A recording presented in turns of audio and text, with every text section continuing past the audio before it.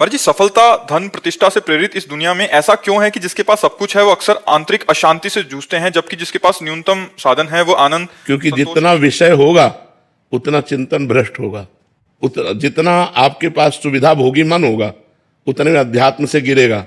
और जितना त्यागी मन होगा उतने अध्यात्म की तरफ बढ़ेगा। तो असुविधाजनक जो जीवन होता है उसमें कहीं ना कहीं भगवान का आश्रय रहता है, और सुविधाजनक जो जीवन होता है उसमें धन पद भोग इनका आश्रय होता है, और ये सब नाशवान है, इसलिए अशांत होना ही पड़ेगा। जब धन बढ़ता है तो उसमें दोष है,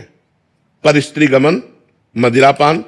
द्वित कीड़ा, झूठ बोलना, छल कपट, ये स्वभाव में आ जाता है, और अहंकार तो आ ही जाता है। जब धन बढ़ता है तो अहंकार आ जाता है और ये दोष आ जाते हैं, और जब ये दोष होते हैं तो पाप बढ़ता है, पाप बढ़ता है तो अशांति बढ़ती है। जो त्याग परायण है उसको शांति का अनुभव होता है, जो भोग परायण है वो अशांति का अनुभव करेगा ही करेगा। देखो कैसा चालबाज मन है, अपने धर्म से युक्त पत्नी की तरफ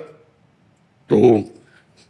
वो दूसरे की तरफ दिखाता है कि अगर ये हम भोग लें, ये भोग लें, ये भोग लें तो हम सुखी हो जाएंगे। और जहां मनुष्य अपने धर्म की रेखा को पार किया बस वही अशांत, दुख, चिंता, शोक, भय ये उसे घेर लेते हैं, पूरा जीवन व्यतीत हो जाता है, वो कभी शांति को प्राप्त नहीं होता। और जिसने धर्म की रेखा के अंतर्गत होकर भोगों का सेवन किया उसका मन शांत होता चला जाता है, क्योंकि भोगों में सुख है नहीं, एक दिन उसे घृणा हो जाएगी, उसे वैराग्य हो जाएगा यार। और